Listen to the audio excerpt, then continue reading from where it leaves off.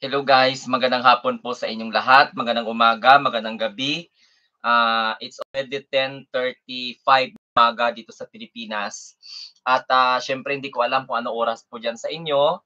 Pero magsama-sama naman tayo dito sa ating channel sa Munting Tinig at maraming salamat din from the bottom of my heart sa lahat po ng mga sumusuporta sa ating munting channel na patuloy na lumalago. Maraming maraming salamat sa inyo. At siyempre sa hindi ninyo pagbitaw sa ating mga prinsipyo na inilalatag po dito, na hindi naman po tayo nagaling-galingan kundi siyempre binibigyan natin ng pagkakataon ang bawat Pilipino na makapanood, magsuri at pag-aralan kung ano po ang nilalaman ng ating punto de vista, no, sa pamamagitan po ng ating prinsipyo.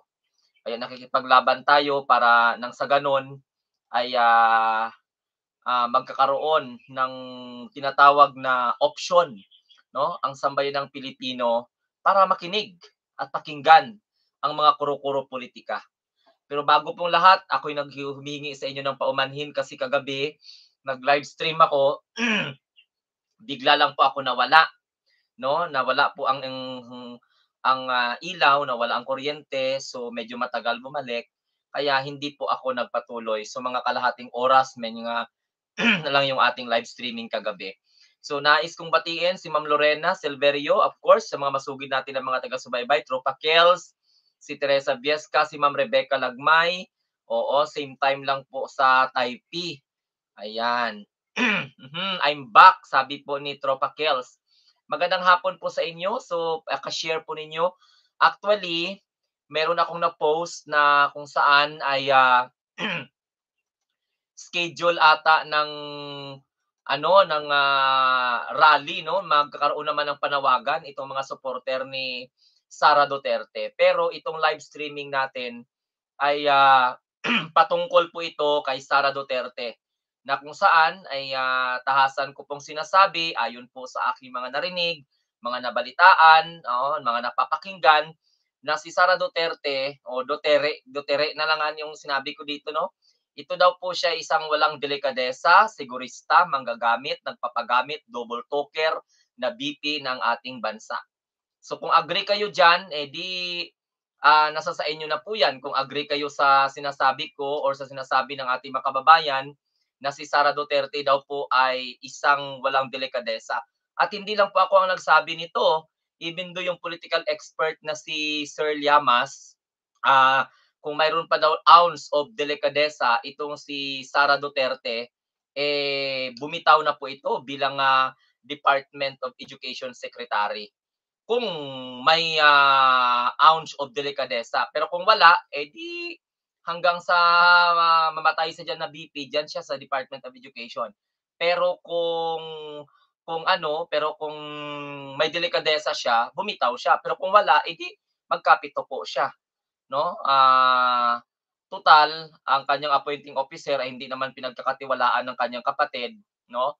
Kasi ito talaga ay giyera na talaga ito, Duterte versus Marcos. Kasi ang una naman talaga ng away ang mga Duterte, eh, 'no? Si Baste sumali, si Pulong sumali, 'no? Si Rodrigo Roa Duterte pinapangunahan ang pang-aaway niya tapos ngayon sabihin niya magkaibigan sila ni PBBM, 'di ba? So kung ipokrito si Rodrigo, ipokrita din si Sara. Kaya nga hindi lang po ako ang nagsasabi nito na si Sara Duterte ay isang BP ng Republika ng Pilipinas na walang delikadesa.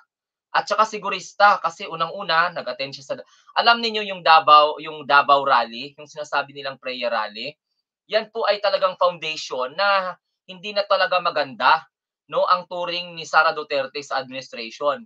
Ang hindi ko maintindihan, bakit nanatili pa rin siyang kaalyado ng administration? Hinihintay pa siya na sipain. Dapat sipain niya na yung sarili niya.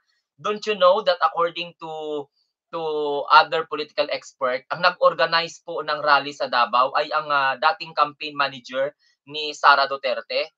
Tapos sabihin niya na wala siyang kaalam-alam sa kung ano ang sabihin ng kanyang kapatid doon sa rally.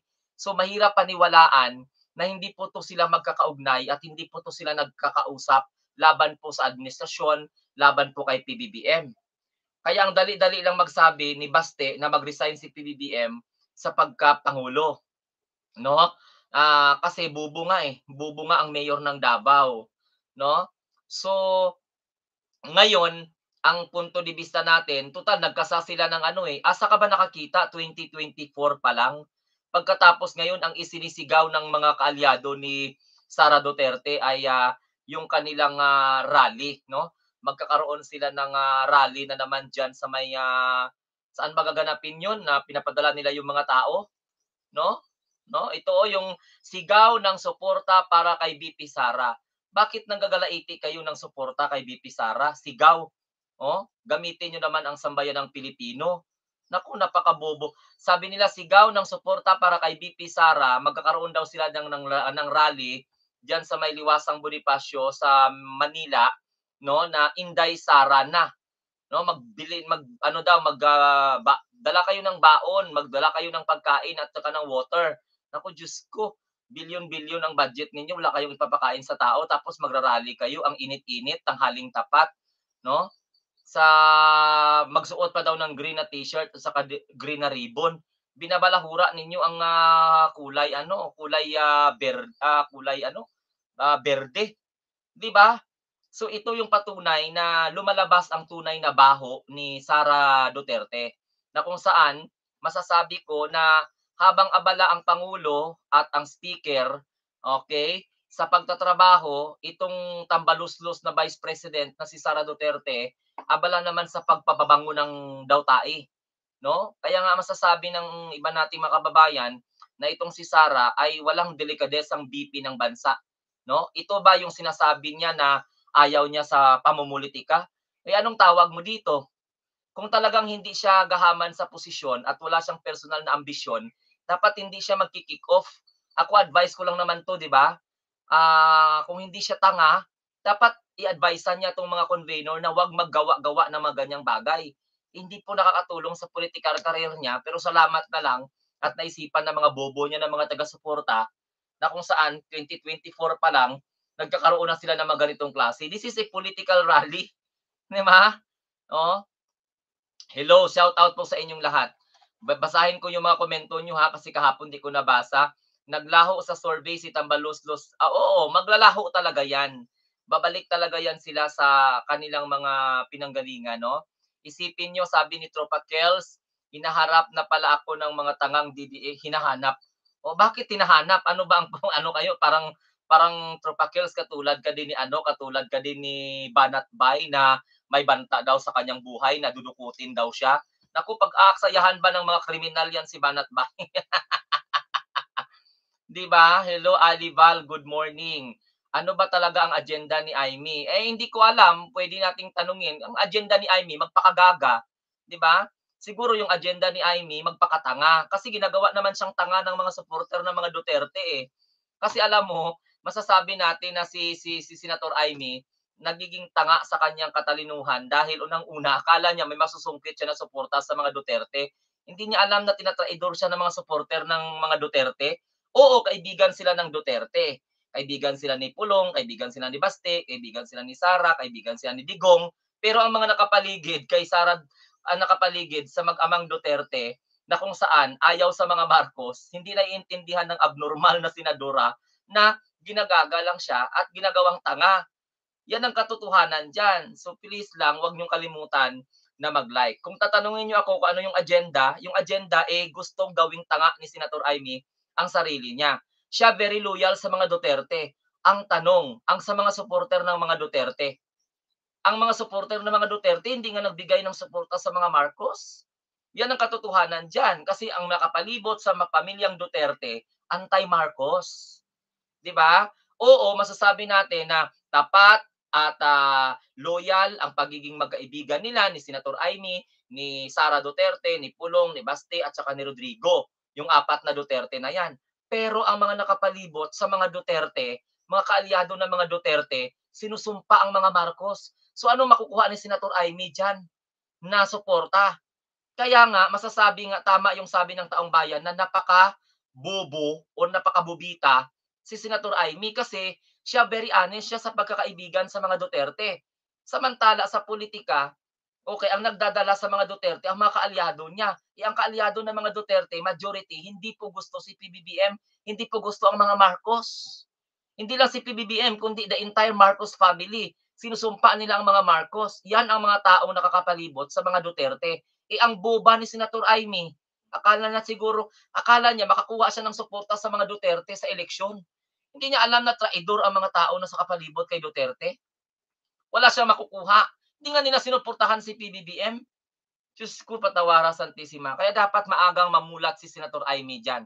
Kaya kung tatanungin niyo kung ano ba yung agenda niya, ang agenda ni Senator Amy, magpakagaga, magpakatanga. Yan ang agenda niya. Okay? Oo, marami Silya de Aces, maraming nato-turn off kay Rodrigo Roa Duterte at ako'y masaya. Masaya ako dahil po sa unang-una, itong channel ko ay nagiging masasabi kong nagiging instrumento para, puntahan ng mga supporter ng mga Duterte na nadismaya sa kanila. Masayang-masaya ako kasi karamihan sa mga nagko-comment sa Team Replay at sa mga post ko, yung mga sumusuporta sa mga Duterte na nawala ng gana. Masayang-masaya po ako na itong channel ng Munting Tinig ay nagiging instrumento para mamulat yung mga sumusuporta sa mga Duterte na panahon na para iwan sila sa politika. Dahil unang-una sa punto na 'to, wala naman talaga silang naiambag ngayon 'no, kundi ang guluhin, hatiin ang mga Pilipino. Gano'n ang kanilang konsepto diyan. Kaya ako, very masaya ako, napakasaya ako, napaka-overwhelmed ng aking pakiramdam na hindi lang pala mga loyalista ang galit sa kanila ngayon. Hindi lang pala ang mga ordinaryong tao ang galit sa kanila ngayon na frustrate sa kanila, kundi yung mga sumusuporta sa kanila na naliwanagan sa pamamagitan ng pagpapaliwanag natin at sa pagpapaliwanag ng mga social media influencer na walang iba kundi suportahan ng gobyerno at yan ang kanilang ideolohiya. So ako'y nagpapasalamat dahil maraming namulat na mga Duterte diehard supporters dito po sa aking channel. Hindi lang sila nagko-comment pero sinasabi nila na, "Sir, bilib na bilib ako sa mga Duterte pero ngayon wala na talaga." Lalong-lalo na nagkakaroon sila ngayon ng political rally.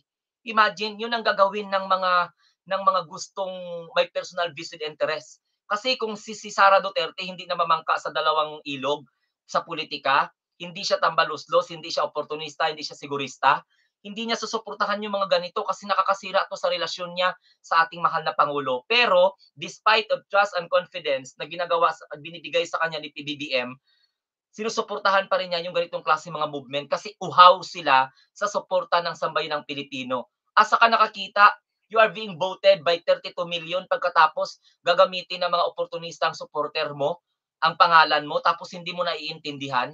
Kaya Senator Amy at saka si Sara Duterte, ginagawa ng abnormal na mga supporter nila, okay pa rin. Kasi mas matimbang sa kanila yung suporta kaysa sila yung magbigay ng totoong serbisyo publiko sa sambayanang Pilipino. Ganon, no? Kaya nga inaaway nila tayo. So ako naman, sige, patuloy pa rin ako kasi bakit? Opinyon ko 'to. Ang masagasaan sa opinyon ko, layas lang kung hindi nyo kaya. 'Di ba, itapon nyo sa kanal, itapon nyo, lagain nyo cellphone nyo. Kung naiinis kayo sa pagmumukha ko, di magkape kayo diyan o mag-ano kayo diyan, bahala kayo diyan. Ang importante, nagsasalita ako dito, hindi ako natatakot sa mga pangbabash ninyo, hindi ako natatakot ipaalam na itong VP ng Republika ng Pilipinas in my own opinion, ay napakawalang delikadesa. Kasi kung may delikadesa 'to, may ounce of delikadesa, mag-resign na 'to bilang Department of Education Secretary. Kasi unang-una, klaro na opposition na 'to. Bakit ka pa kasi ang nag-uugnay na lang sa'yo ay yung pagiging Department of Education Secretary kasi appointed ka ng Pangulo, appointed ka ng administration. So you are part of the administration, no? So sa pinagagawa daw Lucia Medina, sa pinagagawa at pinagsasabi ni Esperante, basura na siya. Oo, basura. Sobrang taas ng tingin sa sarili nila na akala nila sila lang ang magaling. The only former president na binastos ang Pangulong. Alam mo, lahat nga sinasabi ko eh. Even though si Kwan, napanood ko si Sir Ronald Llamas, yung isang political advisor, yung isang political expert. The first time siya din nakakita ng former president na binababoy, binabastos ang present president. No? First time daw talaga in history na ganun makialam. Kaya nga tinanong din ako ng isa sa mga nag-comment diyan, "Sir, may kapangyarihan ba si Rodrigo Roa Duterte para paghiwalayin ang Mindanao sa Pilipinas?" Wala. Si Rodrigo Roa Duterte, ginagamit na lang 'yan ng mga politiko na nakapaligid sa kanya. 'Pag hindi na po 'yan kapaki-pakinabang, isumpa din 'yan siya ng mga politiko na nakakabit sa kanya. Maniwala kayo, 'yan ang politiko, 'yan ang politics dito sa ating bansa. Ini-enjoy pa nila ngayon kasi anong unang-una katulad ni Harry Roque, ginagamit lang man nila ni Harry Roque ang mga Duterte. But in reality, alam nila na wala ng power, alam nila na lawlaw na, 'no? Alam nila na malamya na, lupaypay na ang pwersa ng mga Duterte, alam nila 'yan. Kaya lang po dahil sa naniniwala pa rin sila ba, hopeful pa rin sila. So the more na naging hopeful sila, nagbibigay sila ng mga matitibay na mga komentaryo na kung saan favor sa mga Duterte, where in fact, sila lang po ang nakakasira. Hindi po nakakatulong sa political career ng mga Duterte ang mga pinagsasabi nila. No? Kaya ang sumisira din sa political career ng mga Duterte ay ang kanilang mga taga-suporta. No? At lalong-lalo na sa panahon ngayon kasi pag-usapan natin paano naging walang delikadesa si Sara Duterte. Kasi unang-una, tanggapin niya sa sarili niya the very basic foundation na opposition na siya ay yung mga pagkontra niya. Kasi very critical na siya katulad ni Senator Amy, critical na sa Marcos administration. Palagi, and even though na iniisip pa natin na laro po 'yan, pero ang concern ko kasi ginagawa na silang tanga, ginagamit. Kaya sabi ko, si Sara Duterte dakilang manggagamit at nagpapagamit. Kasi yung term na nagpapagamit, wala siyang magawa dun. Kaya okay lang na gamitin siya kasi mapapakinabangan niya sa political career niya ang panggagamit. So ang gagawin niya, manggamit din siya. No? Katulad nito, si Senator Amy, sinusuportahan sila. Okay, ang mga Duterte. Pero in reality, majority of the Duterte supporters against kay Senator Amy. Ito namang tanga na senadora, kapatid ni PBBM, sabi ng ating mga kababayan, hindi niya naunawaan ang lahat kasi nga akala niya magaling na siya. Siya very honest siya sa feeling niya. Totoo siya sa pakikipagkaibigan niya sa mga Duterte. Tumatanaw siya ng utang na loob sa mga Duterte. Pero apat lang yan ang mga Duterte. Ang taong nasa likod ng mga Duterte, ang mga malaking supporter ng mga Duterte, politiko man yan, ay sinusumpa nila ang mga Marcos, kabilang na dyan si Senator Amy. So, ang kabubuhan ni Senator Amy, hindi niya naiisip yun. Kasi akala niya siguro, okay lang, ganito, ganyan, magkaibigan kami, ganito naman talaga, turong-turo ng tatay ko, bla, bla, bla, bla. Pero hindi niya nauunawaan kasi nabulag siya. Kasi akala niya, ang mga Duterte makapagbigay sa kanya ng malaking boto sa panahon ng eleksyon. Okay? No. Ito namang si Alvarez, nako, pag-usapan natin alam mo, nung time pinanood ko yung interview ni Alvarez, no, congressman diyan sa Davao o sa isang distrito ng Davao, pinakabulok din na rason. Pinakabulok na rason. Akala ko nga, sabi ko nga abogado si Alvarez, may kaalaman siya sa batas, naging congressman, last term niyang congressman. Pagkatapos, yung reason niya na ibigay kay Karen Davila, ganun pala yung reason niya kung bakit nananawagan siya ng secession of Mindanao. So, hindi ako believe. Masasabi kong bobo din si Alvarez. I am very sorry for that. Oo, sa totoo lang. Okay? Sabi po ni Pancho, ang alam ko isa sa mga role ng BP ay protektahan ang Pangulo. Paano niya protektahan kung mayroon din siyang sariling vested interest? Kasi ganito yan. Kung wala siyang vested interest, bago siya magsalita ng unsolicited advice niya, konsultahin niya muna yung Pangulo. Okay? Kasi ganito yan. Pangit kasi yung impression, ibagsak ang Pangulo tapos tatayo ang BP. Natural pagdududahan talaga siya ng taong bayan, di ba? Na talagang resent siya sa administration.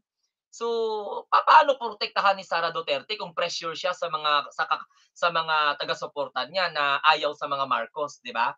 So, paano niya protektahan si PBBM? Hanggang salita lang 'yun. Kasi kung gusto niyang protektahan si PBBM, hindi niya bastusin si PBBM sa mga pulisiya o dapat kausapin niya si PBBM bago siya magsalita, no? Ganun lang man 'yan. But despite of that, na binabastos niya ang pangulo, bina-bypass niya even though na may karapatan naman siyang magsalita, pero akala niya siguro 'yun ang pinaka the best. Hindi po. no? Isa siya sa naging kasiraan ng pangulo. Mabuti lang ang mga Pilipino hindi nawalang tiwala sa presidente kaya hindi nila pinapakinggan si Sara Duterte. Kasi alam naman ng mga Pilipino ang karakas ni Sara eh, pro-China.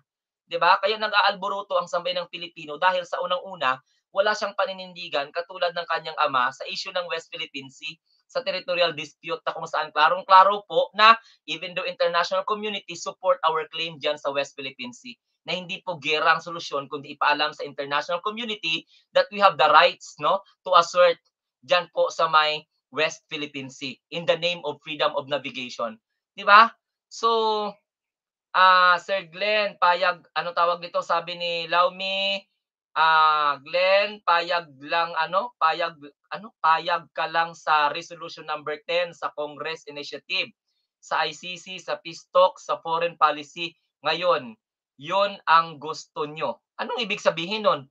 Hindi mo nga naintindihan kung ano yung question mo, Ma'am Loimi. Ano yung question mo? Payag ka. Natural, hindi ako mag-ano diyan, hindi ako mag-agree kasi administration ako, loyalista pa ako, mahal ko si PBBM, alangan namang kontrahin ko, 'di ba? So hindi niyo na ako pwedeng hindi niyo na ako pwedeng tanungin 'yan. So ano pang punto mo na Glenn, payag ka lang sa resolution number 10 sa Congress Initiative sa ICC. Lahat ng gusto ng gobyerno ngayon payag ako. No. No question. No, no question about it. Hindi ninyo kayang baguhin ang aking prinsipyo. Hanggang mamatay ako, pag si PBBM, hindi ko sinasabing perpekto ang ginagawa ni PBBM, but I don't have the right to critic, of course, the wisdom of the president. Kaya ko nga siya binoto dahil pinagkakatiwalaan ko siya. Wala pa nga siyang nagawa sa Pilipinas, pinagkakatiwalaan ko na siya. How much more pa kaya ngayong Pangulo na ang dami niyang ginawa? Hindi ko pa siya pagkakatiwalaan. Oh, 'di ba? So, ayusin niyo muna yung mga ano niyo, ayusin niyo muna yung mga tanong niyo para magklaruhan po tayo dito. Good morning, Emilia Agustin. Good morning po sa lahat, Muka Santos. Oh, sabi po ni Lorena Silverio, ang naiisip ko nga Sir Glenn, gusto niya ibigay sa China ang Mindanao. Papaano niya ibigay? Pribadong citizen siya. 'Di ba? Napakatanga naman ng mga Pilipino na maniwala na ibigay ni Duterte. Anong power ni Digong?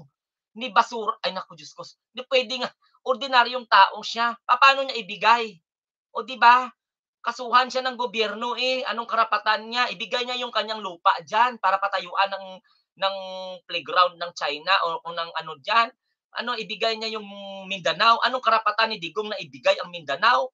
Pinatay siya ng mga tao sa Mindanao, pag ibigay niya yung Mindanao sa China, ano, kunin niya tapos ilagay sa bag, ilagay sa attache case, tapos itapon doon sa China? Buti kung wala tayong mga military dito, buti kung ano-ano dito. Kung hindi nga pwedeng pumasok ang mga Chinese dito sa atin na mga illegal. Tapos ngayon papaniwalaan pa natin na may kakayahan si Digong na ibigay ang ano, anong ibigay niya? Ibigay niya yung ari-arian niya, pati tarugo niya, pero yung Mindanao ibigay niya sa China. Magiging rational tayo, magiging maalam tayo sa pag-a-analyze ng mga punto de vista. Huwag tayong maniwala diyan kaagad-agad sa mga sinasabing ibigay ni Digong ang Mindanao. Anong karapatan ni Digong na hindi nga, Diyos ko, patawara Santissima Trinidad. Bakit pagmamay-ari ba ni Digong ang Mindanao? Mayor lang siya ng Davao. Papayag kaya yung Sultan Kudarat ibigay diyan sa China? Hindi naman siguro papayag ang congressman namin at saka gobernur namin dito. Kung gusto ni Digong ibigay ang Davao, edi ibigay niya. Doon siya magbayad ng tax, doon siya mag-report. 'Di ba? Napakabobo. Alam mo, wag kayong maniwala sa mga ganyang klase. Papayag ang taga South Cotabato ipapanbigay sa China?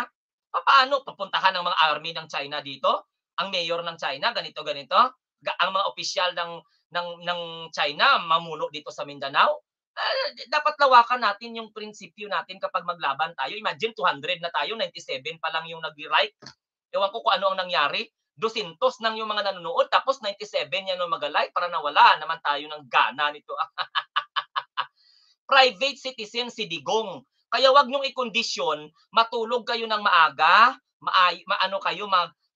matulog kayo, wag kayong magpaka-stress, wag niyong isipin na may kakayahan si Digong na ibigay ang Mindanao sa China. Hindi naman kami papayag dito sa Sultan Kudarat. Do you think yung congressman dito sa Sultan Kudarat, ang mga mangudadato dito, payag na ibigay sa China? Ay, Diyos ko, magpahari-harian ang mga Chinese, baka mapugutan ng ulo dito sa Sultan Kudarat. Di ba? Si Rodrigo Roa Duterte lang ang nakainom ng fentanyl. Ang epekto dapat sa kanya lang, 'wag sa atin, ha? Oo, 'di ba? Dapat kailangan rasyonal dito, 'no? Kung yung iba pinipilit, no, iba yung mga may mga loyalistang naniniwala na ibigay. Ano kakayahan ni Digong? Diyos ko, Santissima Trinidad, isang Laguna nga ang magperma. Simba ko lang, hindi natin alam kung ano, hindi natin alam kung sino ang mauna sa atin sa mundo. Pero yung mga ganyang klaseng konsepto, matulog kayo, magmerienda kayo, magkain kayo na 3 beses, huwag kayong magpaka-stress. Isipin niyo na ibigay ni Digong ang ibigay ni Digong ang what we call this, ang Mindanao. Di naman siguro papayag ba yung mga taga Basilan?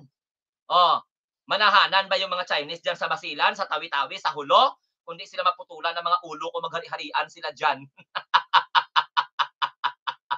'Di ba? So, wag wag ano 'no, be reasonable tayo sa pag-aanuhan.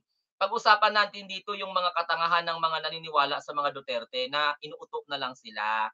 No, remember you are the one giving power to them. So this is now the time for us, of course, to enlighten the mind of the Filipino people, our fellow Filipinos, na wag na tayong magbigay ng tiwala sa ganyang klaseng mga politiko. That's why napakasaya ko na sa loob ng 3 araw, lumago ang ating channel, lumago ang mga views, lumago ang mga komento, at nakikita ko talaga, na obserbahan ko na mostly sa mga naga-comment sa Team Replay, ang mga na-disappoint na mga supporter ng mga Duterte kasi ginago lang daw sila ng mga Duterte. Lalong-lalo na ngayon, tingnan mo, anong sagot nila? Sara na. O di ba? Magkakaroon sila ng kick-off rally. Magra-rally sila diyan sa Liwasang Bonifacio. So what is the purpose? Halay pakita nila, my God, 2028 pang presidential elections. Tapos ngayon namumulitika na si Sara Duterte. Busy ang House of Representatives. Busy ang Pangulo, busy ang liderato ng Kamara sa pagtatrabaho para mapaunlad ang ekonomiya ng ating bansa. Maayos ang tinatawag natin na international relationship sa mga karatig bansa po natin. At maayos po ang mga membership natin sa iba't ibang mga nation organization. Samantala, itong pamilyang Duterte na to, itong mga Duterte na to supporter, walang ibang iniisip kundi yung kanilang political survival. Kasi unang-una, hindi nila kaya na ipa-impeach ang Pangulo. Wala silang number. Natural. Ano ang kanilang option? Mutiny, destabilization, rebellion, sedition, destabilization. Yan ang kanilang mga option. No? Hindi naman nila kaya na mag-people power. Wala naman silang suporta sa people power. They wanted to overthrow the leadership by that particular option. O either patayin nila ang Pangulo, kasi pagdating sa impeachment, that is legal. Eh, hindi naman nila makayang gawin yon kasi nga kontrolado at saka administrasyon ang karamihan sa ating mga mambabata. So, hindi sila makapag-prosper. Ang gagawin na lang nila, ang option na lang nila diyan para mapatalsik nila yung Pangulo ay assassination, destabilization, sedition, rebellion, mutiny, or whatsoever. O people power or revolusyon na sinasabi. Kaya lang, pag revolusyon, wala naman silang makikitang suporta kasi ayaw na ng mga Pilipino. Tingnan mo yung rally nga nila sa Davao. Ngayon, yung people power, hindi naman nila kayang gawin yan kasi sa Davao lang man sila ng people power. Ang liit-liit pa. O hindi pa lahat ng taga Davao sumuporta sa kanila. Wala naman silang power sa Luzon. Kaya gina-claim nila na mataas ang rating ni Duterte sa Luzon. O tingnan natin kung ano kadami ang mga taong atin sa rally nila na mag-kick-off na magsuot-suot pa ng mga green-green na mga t-shirt. Di ba? Sabi po ni Caroline Cremer, another bayaran. Ba, Diyos ko, Ginoo ko Santissima, bayaran na naman. Okay, good evening. Sabi ni Beshin, bakit laging napuputol ang live mo, Sir Glenn? Hindi ko nga alam kasi unang-una, mahina po yung signal. Sabi ni Caroline Kim, another bayaran na naman daw ako na vlogger. Dahil hindi nyo kaya ang aking utak. Hindi nyo kaya ang mentalidad ko kasi unang-una, 1 oras, 2 oras, 3 oras, tuloy-tuloy po ang aking pagla-live. Tuloy-tuloy po ang pagsasalita ko. Walang script. Tapos ngayon sasabihin niyo ako bayaran na naman. Ay naku, na sana dumami yung kita ko dito, no? Sana dumami, sana maraming magpapadala sa akin sa GCash kasi bayaran man ako. Diyos ko, tigbayad na ng mga tuition fee. Oo, walang kalaman-laman yung aking, GCash dito. Diyos ko, saan ba nagpunta yung magbayad sa akin? Bakit until now hindi pa rin dumating yung hindi pa rin dumating yung bayad sa akin? Ay, naku na lang. Alam mo, mga dugyot na mga Duterte diehard supporter, hindi niyo kaya ang aking utak. Kaya wala kayong ibang ginawa kundi yung bayaran-bayaran para malito ninyo ako na si Sara Duterte ay walang delikadesang Vice President. Bakit galit na galit kayo sa akin kapag sinabi ko na si Sara Duterte ay walang delikadesa, oportunista, sigurista na mamangka sa dalawang ilog sa politika, walang paninindigan, tambaluslos. Bakit? Opinion ko to. Bakit? Di ba? Kung labanan yung opinion, labanan nyo lang yung opinion. Di ba? Parang yung si Rodrigo Roa Duterte nakainom nakakaano ng gumagamit ng fentanyl tapos yung epekto sa inyo. My God, Santissima Trinidad, tigilan na ninyo yung mga ganyan kasi yung mga intimidation ninyo, ganun kayo puro na lang bayaran, bayaran, bayaran, bayaran, ilang beses na. Wala na ba kayong ibang script? Puro na lang bayaran, bayaran, bayaran, bayaran? Naku, Diyos ko, patawara. Correct ko. Dapat pansinin ninyo na si Sara Duterte kapit toko sa pwesto. Sir Glenn, bakit umabot ng 12,000 ang kaltas ng tax sa mga guro sa Mindanao? Hindi ko po alam yan kasi I am not really good in terms of accounting. So I am not a particular person to address that particular issues. Kasi ang pag-compute ng mga taxes, depende po yan sa kanilang sweldo, no whatsoever. Kasi ang mga tax natin, mayroon tayong tinatawag na direct and indirect taxes, meron tayong mga hindi po ako private kung paano po sila kinaltasan kasi wala naman akong access sa libro ng Department of Education dito sa Mindanao, no? So hindi ko alam 'yan kung paano po nila nakakaltasan ang mga tax ng ating mga income tax ng ating mga kababayan, lalong-lalo na yung mga guro dito sa Mindanao. So maaari siguro ang magreklamo diyan ang mga guro. Kung hindi ka naman siguro guro Jojo Tihada, mahirap mo maintindihan 'yan. So dapat ang principal talaga na magreklamo diyan ay yung mga guro kasi sila po talaga yung direct ah, maka maka-experience ng disadvantage or advantages sa ganyang klaseng mga pagkakaltas ng mga tax. Kung yung sinasabing papaano kaltasan ng 12,000, yung salary naman ng teacher 1, teacher 2 is mga 24 or 28 or 30,000 tapos kakaltasan mo ng 12,000, parang something wrong naman po yan na computations, okay? Kasi ang pagkakaltas ng tax is depende po yan sa income mo. May percentage po yan, no? And then siguro may mga deductions kaya umabot ng ganun. Pero yung tax na 12,000, hindi kasi almost kalahati na yan siya ng sweldo ng teacher 1 eh. 'Di ba? Paano magkaltas ng tax na wala pong tax na almost 50% ng kanyang salary grade. Oo, 'di ba? Oo, kada buwan naman sila magbabayad. Nako, nakaipulong na ang tax ng tao, 51 billion. Okay. Ayos na, sabi ni Bar. Hello po, Bar Verdugo. Rowie, di ba gaga kasi itong si Loida Claymore OFW daw siya okay, laki taas daw bilhin sa Pinas, magmataas ang bilihin dito sa ibang bansa. Because they don't have any idea about the global inflations, no? Ang kanilang tinitingnan is yung inflation lang sa ating bansa. They don't have any idea that the world now are experiencing global recession. At the same time, yung ibang mga bansa, nagkaka-experience na po sila ng deflation. Hindi lang talaga recession, hindi lang talaga inflations, no? But depletion na talaga. So, something wrong na kasi the entire economic system of their country are already affected. But when it comes to the inflation, what we are experiencing at this point of time is parang buntot yan siya ng tinatawag na global inflation. Pupunta ka ng Japan, pupunta ka ng Canada, pupunta ka ng Europe, pupunta ka ng US, mas mataas ang mga bilihin kumpara po dito sa atin. No? Kasi ang natatamaan kasi ng global inflation ay ang mga malalaking mga bansa. Okay? Ang nakaka-experience ng talagang malaking dagok pagdating sa inflation ay ang mga malalaking bansa. Okay? Okay, tama yan. Self-interest ang iniisip, sabi ni Jillian Yu. Okay na, Sir Glenn, sana makaabot yan sa kataas-taasan. O nakakataas ang tanong. Oo, kasi number one dyan na mag-ano is ano ang inano ng kanilang mga bookkeeping, di ba? BIR, kasi siyempre, Bureau of Internal Revenue.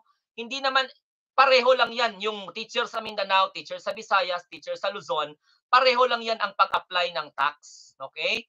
Ngayon, ang taxes, walang tax na almost 50% sa kanyang salary grade. Wala po yan. O, watch nyo po si Takeru Miyamoto, Go Philippines 2.0. O, Janice Asuncion. Okay? O, sino pa ba? Ang daming mga nadidelete buong mundo ang nagtataasan ng price ng bilihin. Thankful ang Pinas, magaling si PBBM sa pag-handle. That is the reason why na tumaas pa nga po yung ating GDP, yung GDP rate po natin. Okay? So, despite of global inflation, despite of inflation na naranasan natin, mataas pa rin yung marka natin sa mga economics survey, no? Mataas pa rin yung grado natin. Kasi nga malaki pa rin ang tiwala ng business community, both domestic and international, sa ating gobyerno kasi nakikita nila dapat niyong tandaan na ang economic aspects, may mga access po yan ang mga businessmen, not only in the Philippines, yung local domestic investor natin, kundi yung international investors, may mga alam po yan. Nagre-report po yan yung ating mga National Economic Development Authority, personnels, no, yung ating mga economic managers, nagre-report po yan sa iba't ibang mga conglomerates, no, just for the investors evaluate, okay, kung madagdagan ang kanilang trust and confidence sa paglagak ng mga negosyo dito po sa ating bansa. May mga salik po yan, no? Kaya wag lang tayong basta-basta magsabi na, uy, mahal ang ganito, mahirap na ang buhay. Hindi, kasi i-determine natin yung cost of productions, i-determine natin yung talagang the increase of the demand and supply. So, hindi tayo mag-bis na, mahal yung bigas, mahirap ang buhay ng mga Pilipino. No, because there are other parts of the country na kung saan mura yung bigas. Mayroon ding mataas ang bigas because of what we call this production cost. Dapat maging maalam tayo dyan, no? O, tingnan ninyo, si Fentanyl, anong kasalanan ni Jojo Tihada? Bakit si Fentanyl nang didelete? Anong nangyari? Ayos po, magpapalang umaga, Severino. Bakit nadidelete si Fentanyl, na-delete si Jojo Tihada? Hindi ko alam Commission on Audit, gawin nyo na, 1 billion, 121 million ang nasaan na. So that is the claimor of the Filipino people na kailangan magkaroon po ng Jojo Tihada, si BP Sara ang tanungin mo dyan. Tingnan mo ngayon, nadidelete ko taloy ni Fentanyl sa ang mga nakukulitan na si diba? Ayos, Jojo Tihada, flooding ka na, halatang ulirat ka lang sa hayo. Basta flooding, automatic yan. Wala na akong magagawa dyan, tanggalin yan ng mga, natin, mga katarugo. Tumaas daw ang ani natin sa palay ngayon, ibig sabihin bawat import ang Pinas. Maganda balita yan, pero hindi nakikita ng mga antay because they are so close-minded. Basta anti-Marcos ka, kahit na ano pang magandang ginawa mo sa bansa, they don't even appreciate it. Pag anti-Marcos talaga, kasi kumbaga pasok sa buto yung kanilang galit na hindi naman nila alam kung ano yung nagiging abnormal na nga yung kanilang mentality, di ba? Oo, kasi may halong inggit, may halong galit kasi sinampal sila ng katotohanan na makabalik pa ang Marcos sa Malacanang. Kasi ilang dekada nilang tinigilan, no? Pinigilan nilang makabalik ang mga Marcos. Ngayon nakabalik ang mga Marcos, inimplement ang blueprint, inayos ang ekonomiya, inayos ang foreign policy, hindi nila matanggap dahil bawat achievement ng Marcos administration sa pamumuno ni PBBM, sa totoo lang, sakit sa kalingkingan ng mga anti-Marcos.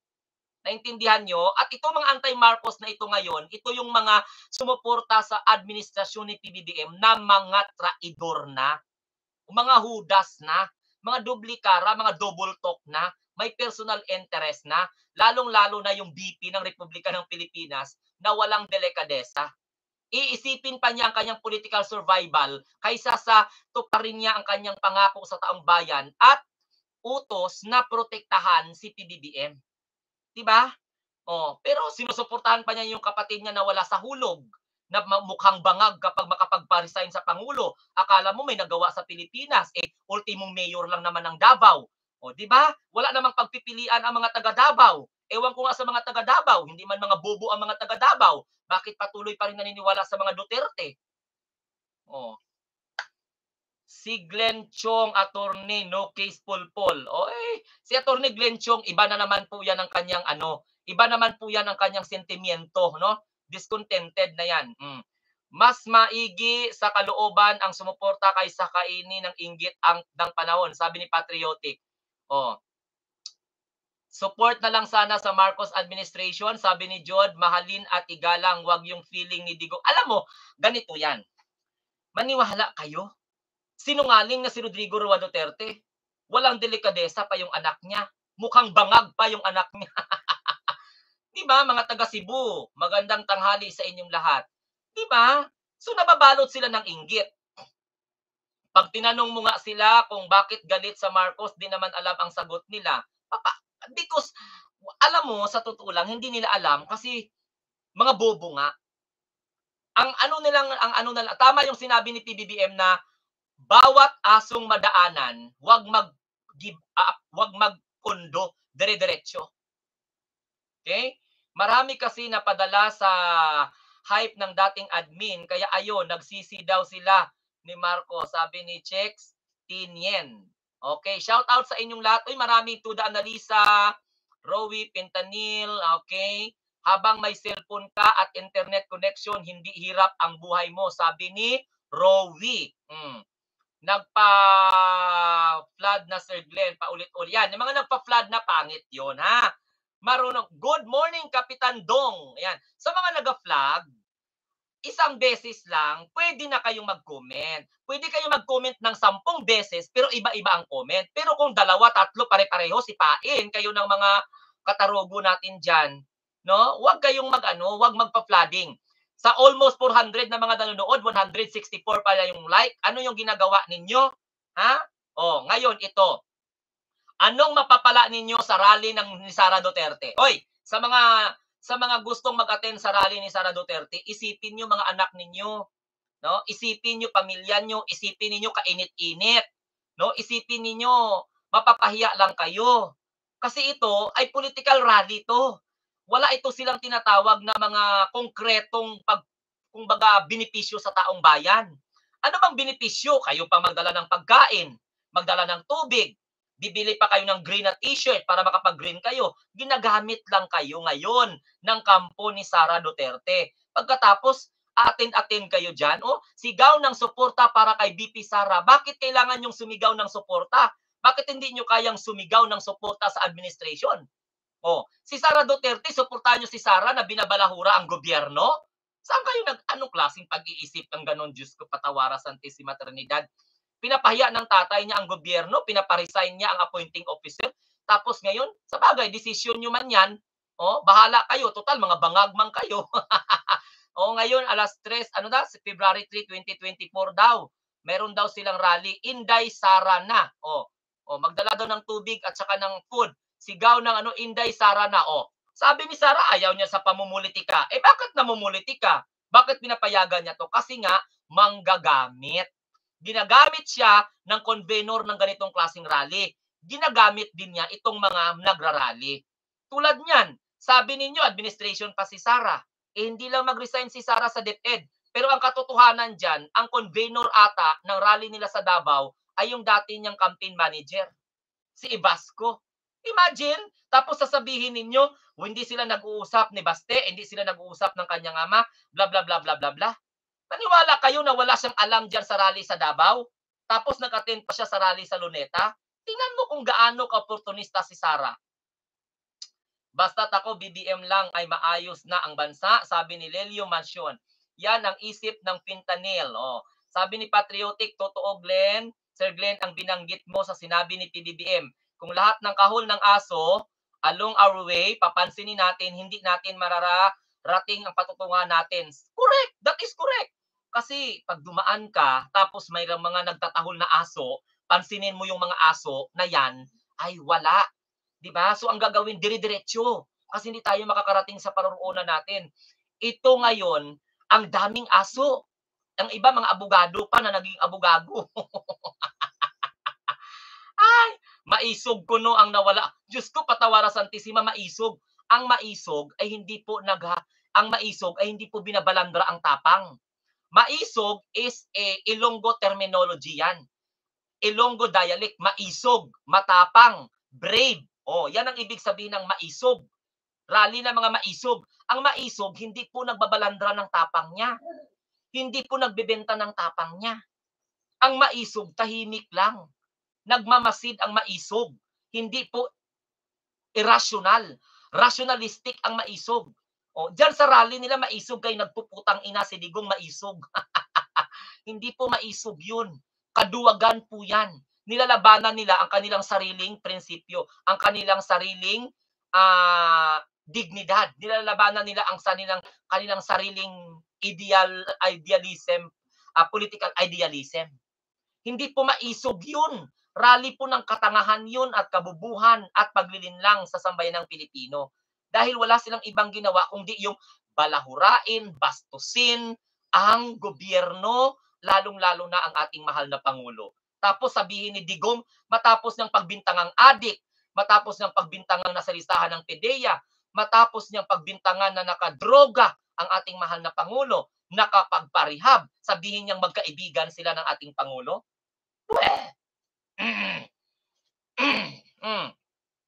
ICC waiving, sabi ni Rocky D. Malaki ang budget sa Department of Education. Sara Duterte hindi bibitaw. Kaya nga di ba? Sabi nga ng mga political expert, dapat bumitaw na si Sara sa Department of Education kung meron siyang patak ng delikadesa. Paano walang delikadesa, kapal ng mukha, di ba? Sa bagay, kaya that's for Filipino people can conclude na budget ang hinahabol. Tingnan mo, nag-alboruto sila, si Digong. Gustong maghiwalay sa Davao, magwalay sa Mindanao, ang Pilipinas sa Mindanao, dahil budget ang pinag-uusapan. Ganon din kay Alvarez. Tangina, 3 termino ka, Alvarez, tapos ngayon magrereklamo ka sa Marcos administration na dapat maghiwalay na ang Mindanao sa Pilipinas. Pinatapos mo lang termino mo sa kakamagyaw-yaw. Ano ba yan? Di ba? Sa bagay, sabi ni Alvarez, nakahanda naman daw siya kung ano yung parusa sa kanya kasi iba yun unconstitutional kasi yung Mindanao secession. Hindi kasi yun. Unconstitutional yun. At pag-uudyok yun. No? Pag-uudyok yun. Dapat ang gawin mo, magtatag ka dyan ng komunidad na makakatulong sa komunidad mo. Hindi na, hi, when dog bark you, never stop or else you will not reach your destiny. Means aso si Digong. Hindi lang pangkaraniwang dog si Dig. Nakakapinta. Dapat si Mau Diggs ang magpa-drug test. Wala na yan yung parang isip bata na, sige nge, anuhin mo sa tainga, bla bla bla. Yan ang style ni Digong. Magbanta, manakot, yan ang kanilang style. Katulad ni Bato de la Rosa, katulad nila, magpapaano daw si Bato de la Rosa kung kasali daw si Sara Duterte sa bla bla bla sa tukhang, arkitekto ng tukhang. Yan yung, alam nyo, yung wala ka ng argument, na square box ka na corner ka na, sabihin mo na lang na magpaputol ako ng ulo. Sino ba namang gago na putulin mo yung ulo mo? Yung mga salita, that is what they called, may mga sarcastic ba, yung mga terminology na magpaputol ako ng tarugo ko kung hindi totoo ang sinasabi ko, kung hindi ganon. Parang ganon ba yung mga style nila, mga bulok yung mga style, mga statement. Yung patulad ng gigilitin ko yung liig ko kapag mapatunayan mo na si Sara Duterte ay si Vice President ay arkitekto ng tukhang sa Davao. Kasali sa Davao Death Squad. Sino ba namang abnormal na gilitin mo yung liig mo? 'Di ba? Yan yung mga sentimento na hindi na kayang i-argumento. Good morning Alberto. Good morning Sir Glenn at sa lahat ng Munting Tinig followers watching from City of Naga. Maraming salamat. Marami pang alingasaw na baho kaya minamadali nila na makaupo si Sara. Kaso imposible mangyari yon. Hindi papayag ng mga loyalista at supporters kaya balik sila sa paninira. Kasi unang-una, paano nila maupo si Sara? Maupo lang nila si Sara through impeachment. Maupo nila si Sara kung magtagumpay ang mutiny nila, magtagumpay ang destabilization nila. Until now, nasaan na yung plan B ninyo? Nagrally na sa Davao, hindi pa rin na-implement ang plan B ninyo. Magrally na naman kayo sa Ligwasan, sa Bonifacio, diyan sa Manila. Ano na naman yan? Kick-off rally, katagal-tagal pa. kauna-unahang politiko sa bansa ngayon magkakaroon ng political support rally. Sipin nyo, nananawagan sa sambayanang Pilipinong suportahan si VP Sara Duterte. Hindi ba yan maagang pamumulitika? Tapos si Speaker Martin Romualdez ang sabihan ninyong namumulitika? Klarong-klaro nga sa party ni Sara Duterte namumulitika. May na-delete na naman si Pablitas Daily Vlog. Umayos kasi kayo para hindi kayo maano ba. No skip ads, padayon lang kapatid. Maraming salamat Ray Panes Rueda sa hindi nyo pag-skip. Thank you very much. Kailangan ng support ng channel na to. Baka gusto na ni Digong humiwalay sa Pinas. Hiwalay niya. Kung Ginoo ko Santissima Trinidad. Hiwalay niya muna yung mali niyang pag-iisip sa tamang pag-iisip. Hindi naman praying rally nangyari sa Davao, kundi political rally, puro paninira kay PBBM. And that is correct. Checkmate na si Digong. Totoo yan ang terminology, checkmate na siya. Kaya nga nagdahan-dahan biglang lumambot ang mga statement ni Rodrigo Roa Duterte. Near na dead end ng mga Duterte, no? Ako talaga, I will dedicate my channel to inform the Filipino people na makapanood dito that I will no longer support Rodrigo Roa Duterte, including Sara Duterte. Gagawin ko talaga ang makakaya ko sa channel ko na ipaliwanag ko sa sambayanang Pilipino na hindi natin kailangan ang ganitong klaseng mga politician. Kasi maaga na lang tinaraidor si PBBM. Maaga nilang hinudas. Pero itong ating mahal na Pangulo na mabait, until now, pinagkakatiwalaan pa rin si Sara Duterte. Di ba? So malaking sampal to kay Baste, malaking sampal to kay Digong, malaking sampal to kay Pulong. Kasi unang-una ganito yan. Kapatid mo, tatay mo, binabalahura ang Pangulo. Inappoint ka ng Pangulo bilang Department of Education Secretary. Anong ginawa mo? Kaya nga, useless pa rin. May mukha ka pang iharap sa cabinet meeting. Mag-ano ka pa ba? A-attend ka pa sa cabinet meeting na you are very critical to the policy of your appointing officer? Na ang cabinet meeting is mga executive session, andyan ka, kasali ka. Tapos ngayon, talagang darating ang panahon, ikaw yung magbubulgar na mga hindi dapat ibulgar na wala namang problema kung ibulgar. Pero ikaw yung mangungunang magbulgar. Diba? So, for the sake of political delicadeza, no? Hindi niya kayang iwan ang kanyang posisyon na Department of Education. Kasi unang-una, mawawalan siya ng budget. Lalo, uhaw pa naman sila sa budget. Puros na lang bayad ang issues ng mga DDS na ito. Wala namang ebidensya. Kaya nga, di ba? Alam mo sa totoo na, puro na lang bayaran. Ay, grabe naman talaga. Di ba, Sir Danny Renado, ang yaman ko na kung binabayaran ako. Namamangka sa dalawang ilog si Sara, nag-antay na matanggal si PBBM at habang waiting, nagpapakabait muna. Correct. Magaling sa plastikan, si Tokwang Queen. Sabi nga sabi ni Bato de la Rosa, magpapaano daw siya. Magpapaano daw siya ng kung totoong arkitekto si Sara Duterte ng tukhang. Ang tanungin ninyo, ang advice mo dapat diyan, Bato de la Rosa, sabay-sabay ninyong harapin. 'Di ba? Kahit may issue pa ng complementarity, hindi kayo matatakot. Wala man kayang pulis ang ICC, 'di ba? Feeling maganda si Pablitas Vlog, ang putik. Okay, bakit ugali ni PRRD na hiwalay pag di matupad gusto niya? Kaso sa ICC, bumitaw sa ICC Federal System. Di natuloy, panahon niya, now isusulong sa Mindanao secession. Kasi utak nga may saltik nga yung utak eh. Sa mga nagko-comment dyan, new subscriber mo ako, thank you for supporting our PBBM watching here in Jersey. Duterte dapat move on o move na sila sa China. Correct, Charito. Hello, Charito. Takot nga sa ICC tapos atapang magpaputol ng ulo. Pretty G. Spy na lang si Sara para mag-friend sa mga kakampi niya. Oo nga. Bato, isa ka. Alam mo ganito yan, yung mga statement nila ba? Yung mga na corner na, Sir Glenn, pwede naman humiwalay si Digong sa Pilipinas kahit hindi na niya isama ang Mindanao. Oo nga, nakapunta nga ng China eh. Rosario Santos, ang hindi mapitigilan sa pagtaas ng presyo ay sa energy o gasolina, diesel, dahil buong mundo ang apektado, gera sa ibang bansa. Rosario, hindi naunawaan ng mga tingkuling ng mga DDS yan. No? Alam mga abnormal na mga commenter ng mga Duterte Dehad supporter dito sa channel natin, Hindi nila naiintindihan 'yan, 'di ba? Kasi nga ang bulok lang na sistema ang pinapairal nila sa utak nila. Magrereklamo sila ng inflation pero hindi nila naiintindihan what is the real root or foundation of that inflation. Ang tinitingnan lang nila pagtaas ng presyo ng bilihin sa Pilipinas. Hindi nila alam na kakarampot lang po yan na wala tayong magawa dyan kasi nga may global inflation. At ang tinatamaan, yung mga malalaking bansa na partner natin sa ekonomiya. Oh, Emily Sipagan, uy, maraming salamat sa iyong $4.99. Thank you very much. Ay, may naawa din sa channel natin, no? Sabi po ni Emily, ni Ma'am Emily, it's my first time to watch your vlog. Thank you for trusting PBBM as millions of his supporters are watching from Massachusetts. Sana makinig ang mga kababayan natin. Sana nga, no? Oh, si Dennis Dublin na naman, dinilit na naman ni Fentanyl, pero wala akong kaalam-alam ano mga comment. Ano ba utak meron ang mga Duterte? Burak, supporter, idi ratin, o ratin.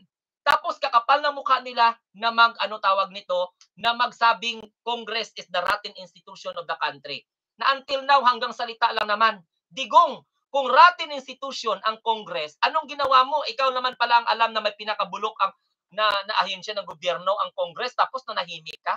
Matapos mong yawyawin ang Kongreso na the most rotten institution in the Philippines, tapos nanahimik ka. Wala ka ng issue ng corruption sa Congress ngayon, no? Puro lang pera ng taong bayan, pera ng taong bayan, pera ng taong bayan. Putik, ginasto nyo nga pera ng taong bayan sa panahon nyo. Walang nangyari sa Pilipinas. Bumagsak ang ekonomiya ng Pilipinas. Dumoble ang utang ng Pilipinas. Huwag ka nga magmagaling, digong. Ikaw naman, Sara Duterte, magpakababae ka, di ba? Kumbaga isipin mo ang sambayan ng Pilipino, hindi yung isipin mo yung political party mo para makasurvive lang. Ginagaga ka na ng mga supporter mo, okay pa rin sa'yo. Pero tingnan mo, kahit na critical ka sa Marcos administration, Apo BBBM still believe you. Kahit na ang dami nang hindi naniniwala sa'yo, hindi ka ba nahiya dyan? Pwede sampal mo ngayon sa kapatid mong pinapibitaw ang Pangulo. Separate ang Mindanao para benta sa China, sabi ni Ricardo Cabales. Mga taga dito, puro mareklamo, mataas ang bilihin. Pero nga, taga ibang bansa, magpunta dito, ang sabi nila, ang mura nga ang bilihin dito, di ba? Sabi ni Irish Ledesma. Because they don't have any ideas and prior knowledge of what is going on in terms of economic or global economy. Di ba? So yung inflation, wala na tayo dyan. Kahit na sinong presidente, harapin po ng ating bansa. Dahil unang-una, hindi po tayo bumabalik sa 1950s. Hindi tayo bumabalik sa 1970. Hindi tayo bumabalik sa 1900s. Umuusad po ang ating bansa. Naintindihan po ninyo? Asa ka nakakita na 2023 ang presyo ng bigas maging 5 na lang? Di ba? Yung 50, 40, 60, may mga determining factor yan. Sa ibang lugar, 60. Sa ibang lugar, 40. Sa ibang lugar, 50 because of the production cost. Naintindihan nyo? So, yung China nga, tingnan mo, yung idulungan ng mga Duterte na China, depletion na nga yung nangyayari. Unang-una, may problema pa sila sa education system nila. May problema pa sila sa military nila, sa moral ng kanilang military. May problema pa sila sa kanilang mga tinatawag na domestic economic affairs. Ikala ng iba, sila lang OFW sa buong mundo. Sabi po ni John Reliabet. Sabi ni Dempols, punta na sila lahat sa China kung hindi nila kaya ang palakad ni PBBM. Alangan si PBBM. Sa panahon ni PBBM, walang patayan. Nakaya nyo nga, panahon ni Duterte, patay dito, patay doon. Di ba? Pandemic dito, mask dito, injection dito, injection doon. Anong mindset ang mga, ay naku, patawara. Alam mo, Sir Glenn, ignore mo lang mga bashers. I like how you're expressed. Tama ka, mas mura nga dyan. Dito nga, grabe triple. Alam mo, sa totoo lang ganito. Sa ibang bansa, utot lang ang walang tax. Pag bumili ka ng candy, may tax. Pag bumili ka ng tubig, may tax. Lahat may tax. Sa totoo lang lahat. Dito nga sa Pilipinas, minsan nga, ang iba, hindi pa nagbabayad ng tax. But in other countries, walang exemption sa tax. May income ka o sa wala, magta-tax ka. Kasi mayroong indirect at saka may direct tax. May value-added tax pa. No? So, naturalmente, iba-iba po ang presyo ng mga bilihin. Depende sa production cost, no? Pwede nilang ipamura kung mababa ang kanilang production cost. Katulad ng sardinas, 'di ba? Kung walang production cost yan, pwede mong ibenta tag 5 ang isang lata. Eh problema, mahal ang lata, mahal ang papel, mahal ang pag-imprenta ng kung ano-ano pa. Ang mga materyales pa ng kanilang, 'di ba? Pagpa-process, mahal. So hindi naman, ay naku, patawara Santissima Trinidad. Pwede ba balik kayo sa economic subjects ninyo para maunawaan nyo lahat? Lalo dito sa California, mataas ang mga bilihin, sabi ni Sir Danny Renado.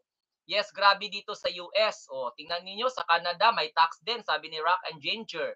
Doon layabet, mga bobo kasi, no? Rugby siguro tinama. Alam mo, sa totoo lang, nauunawaan ko, alam mo sa totoo lang, bakit ko palaging kinakausap ang mga Duterte diehard supporter? Kasi ito lang naman yung tanga eh. Yung iba mga DDS naka-move on na. No, yung iba mga DDS na liwanagan na. Bumitaw na sila ng suporta sa kay Rodrigo kasi unang-una, nakikita na net, nare-realize nila, nararamdaman nilang inuuto na lang sila ng mga palabra de honor ng mga Duterte. Tingnan mo yung mga statement ni Sara, tingnan mo yung mga statement ni Digong, tingnan mo yung mga statement ni Baste, 'di ba? Puro pang bardagulan na parang walang kwenta. O tingnan mo yung anak ni PBBM tinitira, tahimik si Sandro, tahimik yung mga anak ni PBBM. May sumagot ba sa mga anak ni PBBM sa patutsada sa kanya? Wala. Samantalang to mga Duterte na to, pati si PBBM, gigirahin ninyo. Tangina ninyo, bobo-bobo ninyo. Porket congressman kayo, porket mayor kayo, porket vice president kayo.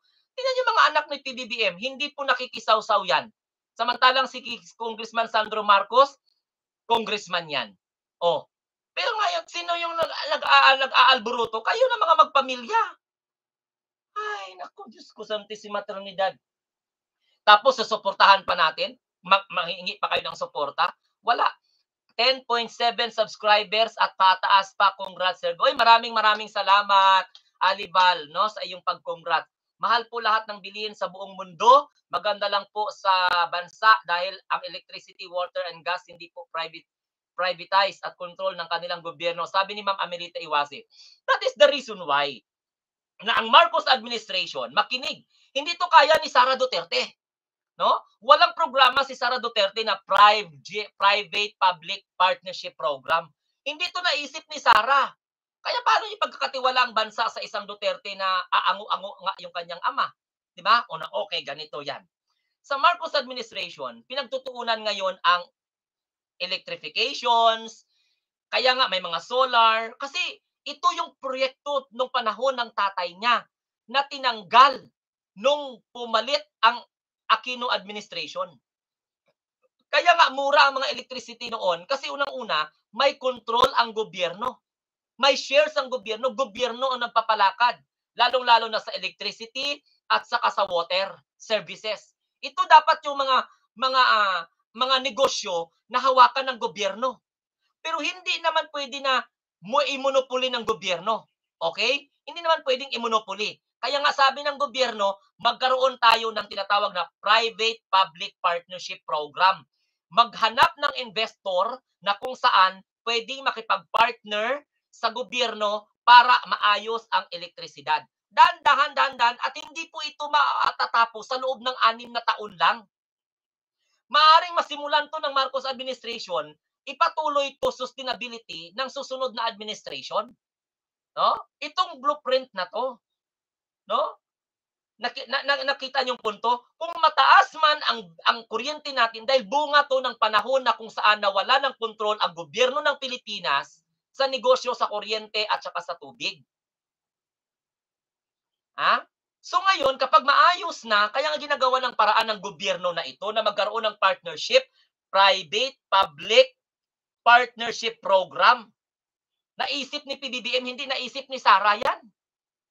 Dapat siya ng tulungan ni Sara, hindi na mamumulitika siya kasama ng tatay niyang nag-aango-ango na. Di ba? Naintindihan nyo? Pagalitan ng makainom ng Jack Daniels. Diyan mo talaga nakikita yung may maganda pag-ugali, hindi pala patol, mga anak ni PBBM, hindi sila nakisali. Ito mga anak ni Digong, akala mo kung sino. Correct. 'Di ba? Nakatato lang, puno na ng tattoo, akala mo kung sino nang matapang sa stage. Tapos pag kontra sa kanila, kung ano-ano na lang dahil may power sila, may poder sila. Kaya ang daming tsismis na may Davao Death Squad na. Eh, natatakot yung mga tao maaring totoo, maaring hindi yung Davao Death Squad na yan kasi pag kayo ang magsalita, okay lang. Pag kayo ang pagsalitaan, magagalit kayo o aalma kayo. Di ba? Pag ako lang ang bilyonaryo, for example, ako lang ang bilyonaryo, pag yayaw-yawin ko kayo araw-araw, bahala, maubos ang pera ko, kasuhanin niyo ako pa magkaso sa inyo. Totoo yan. Kung ako ang bilyonaryo, lahat-lahat ng ganyang mga utak, mga mentalidad ninyo, oh, kasama nga po lugar namin, Sir Glenn, sa patatayuan ng mga windmill, kaya nakakatuwa, no? Isa ang Camarines Norte. Sabi, o kaya yung windmill na yan, no? That is what we call the kumukuha ng kuryente sa pamamagitan ng hangin, no? Mahal din dito sa Japan, lahat may tax, sabi ni Evelyn Brillantes. Okay, sa Kalam daw si Digong. Saan banda sa Kalam? Diyos ko, Ginoo ko, patawara Santissima, pwede ba mahiya kayo? Pwede ba magsuri muna kayo bago nyo sabihin sa Kalam si Digong? Sa punto na ito, sa Kalam si Digong, mas masakalam pa sa kay PBBM, na si PBBM ang umaharap sa mga international leader? Huwag nyo nga akong pagagaguhin sa mga ganyang klase. Paano naging sa Kalam si Digong? Nanggugulo sa Kalam pa? Naku, spoiled pa nga tao sa Pinas, may libreng sakay dito sa Japan, tagal ko na dito, hindi pa nakaka-experience ng free ride. Sabi po ni George K. Juliana Domingo, meron po akong napanood na nag-motorcycle na vlogger. Paki-check nyo po to confirm, pangalan po ay G4. At may ano tawag nito? Nadaanan siyang under construction daw na Duterte Highway. Nagtaka po ako. Diyos ko, may wala yan, Ma'am Juliana Domingo. Kung Duterte Highway dyan, pag-iba nila kung ano. Wala, sa Kalam pumatay ng tao. Sa Kalam mag-akusa? Sa Kalam gawing tanga ang mga Pilipino? Sa Kalam na walang comment sa 51 billion ng anak niya? 125 million sa kanyang isang anak? Sa Kalam ba yun? Sus Santissima Trinidad. Sa Kalam ba yung sinuportahan ni Senator Amy? Okay lang sa kanyang traidorin ng mga kaalyado niya, si Senator Amy? Sa Kalam ba yun? Alam mo, ang nagsabi na sa Kalam si Duterte dito sa live ko, pinakabobo. Sa Kalam ba niyang pinangako niya na magkaroon ng federal form of government na hindi niya natupad? Sa Kalam ba yung ipaglaban niyang Pilipinas tapos hindi man lang siya nakasakay ng jet ski na tapos na yung termino niya? Sa Kalam ba yun? Sa Kalam ba yun na may ipresenta siya mga drug lord ni walang isang nakasuhan? Sige nga. Kaya maraming nagcha-challenge eh. Maraming nagsa-challenge ng mga social media influencer. Sige nga, ipakita nyo nga kung may nakasuhan ba ang Duterte administration sa mga drug lord na ipinesenta niya. Sa Kalam, sampalin ko kayo ng katotohanan, mahiya pa kayo dito sa channel ko. Sa Kalam, kung ikaw na Duterte Dihad supporter, wala kang alam kung paano mo sinuportahan si Digong, mahimik ka ha? Okay? Pwede ba? Kung ikaw Duterte Dihad supporter at ipagtanggol mo dito ipagtanggol mo dito si Digong at sabihin mong sa Kalam malakas, wag ha, kasi makakatikim ka ng real talk dito. Ikaw ang pinakabobo na supporter ni Digong. Sinusuka na nga siya ng mga supporter niya, tapos ikaw pa hindi ka pa na alibadbaran, hindi ka pa na anuhan. Ha? Umayos kayo ha, kung bobo kayo, wag kayong magkalat ng kabubuhan at katangahan ninyo dito ha. Wag niyong gamitin sa channel ko. Kung kaya niyo i-manipulate ang ibang mga host, ibang mga pro-government vlogger, ay pagtatsagaan ko kayong murahin ko kayo ng murang may pagmamahal. Sa Kalam. Saan sa Kalam? Sa Kalam ba yung hindi marunong magharap ng kaso niya sa International Criminal Court? Sa Kalam ba yung nang-aarbor ng mga kapulisan na namamatay ng mga sibilyan sa panahon ng extrajudicial killing, drug war niya, peking drug war niya? Sa Kalam ba yon? Sa Kalam ba yung ginagago na siya ng mga supporter niya, ginagamit siya, wala pa siyang alam? Sa Kalam ba yon? Huwag nyo nga akong anuhin dito nang uuto kayo. Pwede siguro sabihin nyo dyan kay Badong Aratiles. Pwede nyo sabihin siguro dyan kay Banat Bay. O kung kasi ninyong mga abnormal na mga vlogger na mga DDS dyan. Pero dito sa channel ko, huwag kayong mag-dare na ipagmalaki nyo dito si Digong kay mapahiya kayo dito. Hindi niya nga kayang tanggapin sa sarili niyang malakas siya tapos sabihin niyong malakas siya? Saka lang ba yang himod puwit sa China? Isipin mo, arbitrary ruling, sabihin pong piece of paper, abnormal.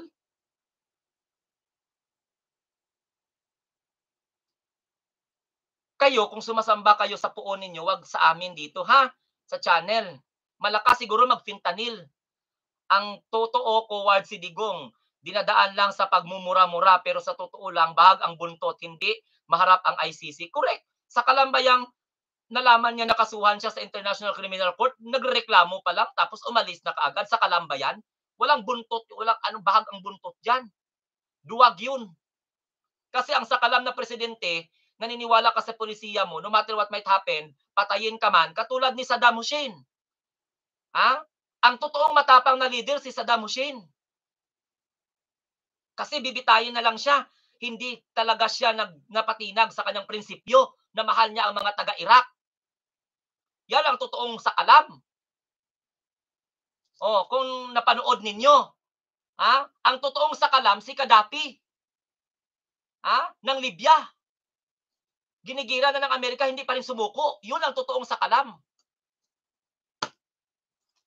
Hinarap niya, hindi niya iniwan ang hindi niya pinayagan niya ang sarili niyang inhumiliate siya ng kanyang kapwa Libyan na na-brainwash ng mga ibang nasyonalidad. Yan ang sakalam. Ang sakalam na leader si Saddam Hussein ng Iraq. Yun ang sakalam. Bibitayin na lang siya, hindi pa rin siya natinag sa paninindigan niya. Sinasabi pa rin niyang mahal niya ang mga Iraqi. Yun ang sakalam. Huwag niyo nga akong lecturean dito ng sakalam ninyong kaabnormalan ninyo ha, kaya hindi ako ipinanganak kahapon lang. Maiinis kayo sa akin pag sinasabing sakalam.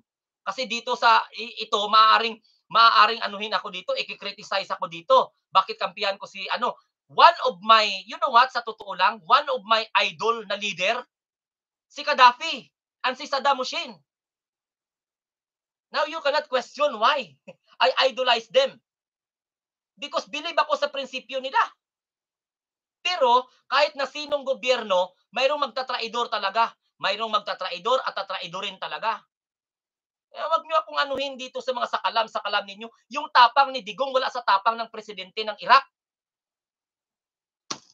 Ang tapang ni Digong wala sa lugar.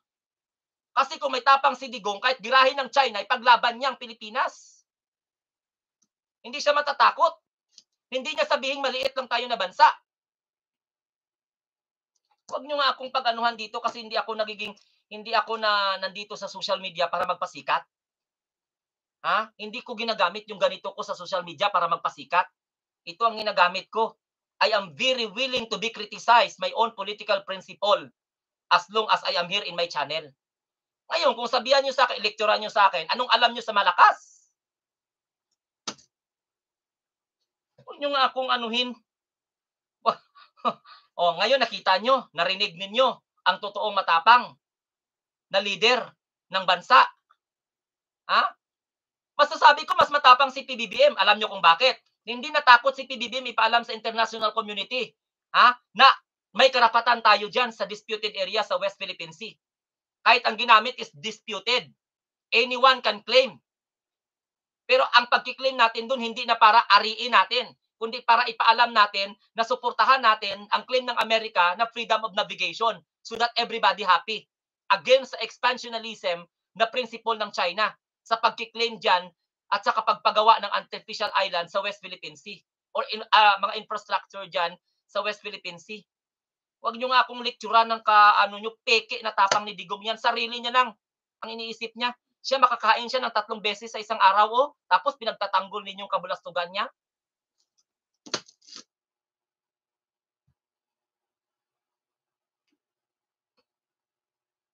Tapos kung di ka ba abnormal na mga Pilipino, kung di ba kayo mga utak talangka kayo, mas sinusuportahan niyo. Sa bagay, desisyon niyo yan.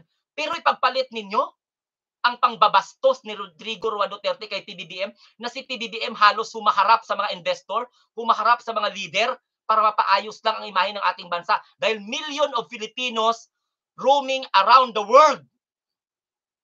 Ang iniisip ninyo dito lang sa Pilipinas. Kung ang presidente natin hindi ka panipaniwala sa mata ng international community, kawawa ang mga kababayan natin abroad. Talangka kayo. Na-high blood ako sa inyo, nagugutomis ako sa inyo, ha? Mga bobo tong mga nagsasabing malakas, malakas, malakas. Paano malakas? Oh. Tama yan, Sir Glenn. Sa kalam lang si Maudigs pag nakadroga. Sa kalam, si Rodrigo Roa Duterte sa kalam, minura niya yung Pangulo. Binintangan niya yung Pangulo. Sa kalam ba yun? Sinungaling yan ang sa kalam niya.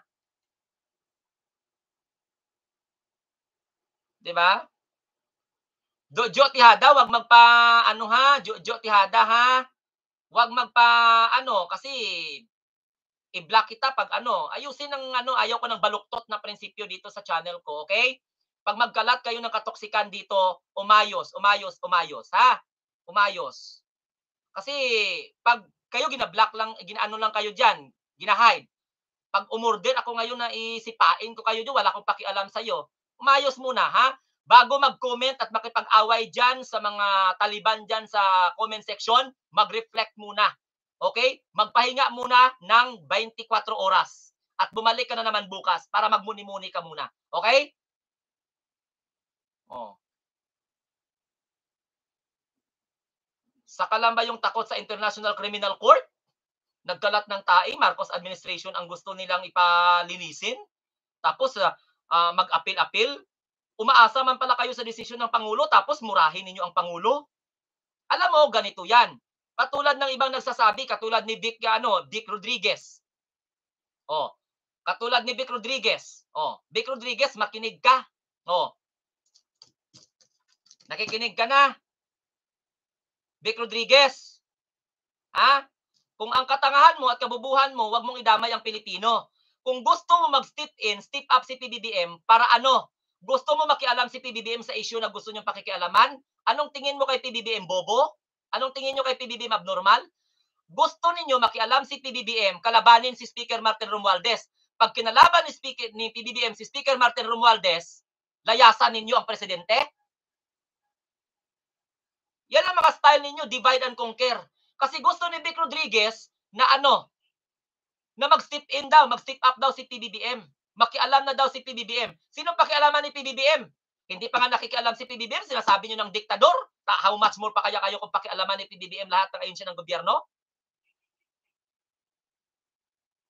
Abnormal. Sabi ni Vic Rodriguez, ang dating executive secretary na feeling victim, dapat mag-step up, step in na daw si PBBM sa mga issue na ganito. Anong gusto ninyo? Kalabanin ni PBBM ang kalyado niya sa Kamara? Pagkatapos ngayon, kakampi si PBBM kay Sara? Pagkatapos ngayon, layasan nyo dahil mga traidor kayo? Anong tingin nyo kay PBBM, bobo? My God, por Diyos, por Santo.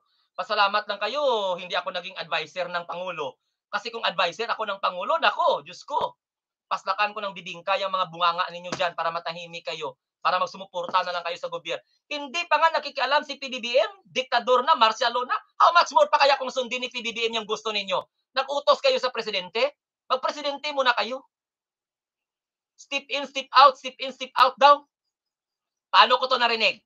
Narinig ko to sa interview ni Vic Rodriguez. Vic Rodriguez, kung ano man ang problema mo, huwag mo nang sabihin na mag-step in, step up pa si PBBM sa issue dyan, lalong-lalo na sa People's Initiative. Ha? Hindi pa nga nakikialam ang Pangulo. Martial law na kaagad. How much more pa kaya kung pakialaman ng Pangulo yan? Do you think pag makialam ang Pangulo dyan, magdi-disagree yan sa People's Initiative? Naturalmente, mag-agree yan.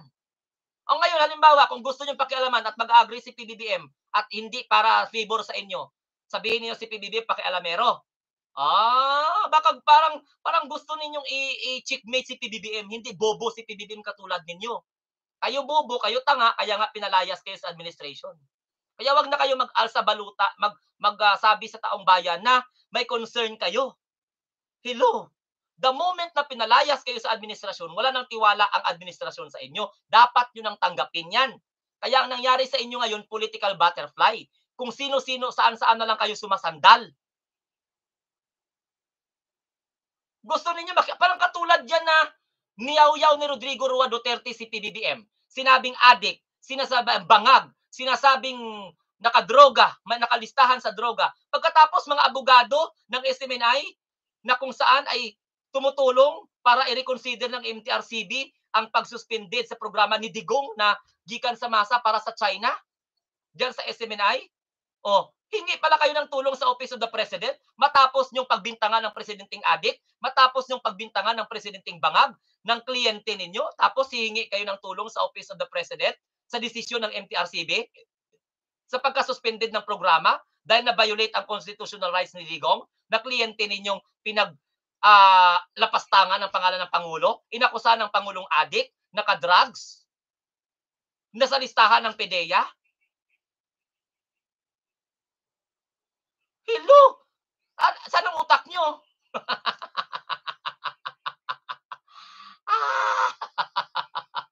Diyos ko, Lord. Kasta pagsawsawan, Sir Glenn. Huwag nyo akong anuhin, hindi ko maintindihan yan. Watching from Hong Kong, solid loyalista, Hill Pangunsan. Good evening. Good afternoon. Gusto ni Vic, mas malaki power niya kaysa sa Kaya nga, kapal ng mukha, humingi pa. Ni sinupalpal ni Juan Ponce Enrile. Nalis, tuloy. Asa ka nakakita, ikaw yung inappoint, ikaw pa maghanga ng karagdagang power? Diba? Ikaw yung inappoint, ikaw pa maghanga. Maghintay ka kung ano yung ibibigay. May gusto mo pang maging makapangyarihan sa Pangulo eh. Gusto mo magpirma pa na hindi na kailangan ng pirma ng Pangulo. Kasi pag executive secretary ka, pag executive secretary ka, ganito yan. May mga desisyon kasi na hindi na kailangan ng pirma ng Pangulo. Pwede ka nang magpirma. Pag-issue ka ng mga, for example, executive order, o kung ano-ano man dyan, pwede yun, mga memorandum, pwede kang mag-issue dyan na hindi na kailangan ng pirma ng Pangulo in behalf of the President. You can decide. Di ba? In behalf of the President. Hindi ka lang mag-go beyond limits doon sa kung ano yung tinatawag na duties and obligation mo, yung job description mo as executive secretary. Paano? Nabisto, humingi pa ng panibagong humingi pa ng extra power na he can decide. Inabisto tuloy ng Presidential Legal Counsel na si Juan Ponce Enrile. Hindi tuloy na nagtagumpay.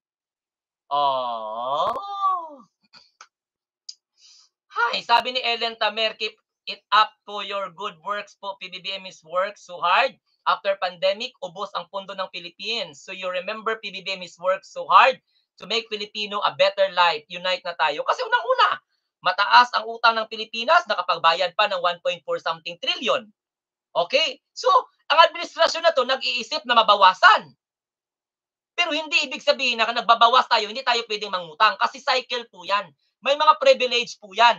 Halimbawa, kahit hindi ka mangutang, may pribilehiyo kang ipapautangin ka ng World Bank, ng International Monetary Fund, depende po sa credit standing mo. At karapatan po natin yun. Lahat ng bansa na miyembro ng International Monetary Fund, miyembro ng World Bank, karapatan po yan na maghiram. Okay? As long as na reliable, as long as na sa project, magsasubmit pa po ng mga feasibility studies yan, magsasubmit pa po ng mga report yan. Hindi lang basta-basta. May mga credit standing yan sa International Monetary Fund, sa World Bank, lahat ng mga member state dyan, may karapatan. Okay? So, walang bansa na walang utang. Magandang tanghali, Minerva Canosa. Pero, sa panahon ni Rodrigo Roa Duterte, dahil hindi man siya marunong hindi man siya marunong hindi man siya marunong sa ekonomiya, dumoble ang utang ng Pilipinas kasi hinabol niya yung mga maayos yung mga virus, tapos nagkakalitsi-letse, nagkaka-expire naman pala. Magandang tanghali. Marami ng team replay na lang ako kung nakita live mo, Sir Glenn. Maraming salamat, Jonathan. Sabi ni Biktima, kung si Degs pa Pangulo natin, tiyak lockdown tayo, ginugutom tayo ni Degs, di nahangyo sa bahay, hindi ko maka-work. Kawawa talaga tayo. Correct. Kasi wala siyang ibang iniisip kundi lockdown eh. Tapos lockdown, wala naman siya maibigay na trabaho. Hindi ka ba bobo talaga? Hindi marunong talaga, sa totoo lang. Ang bilis ng mga nagpang-delete, no?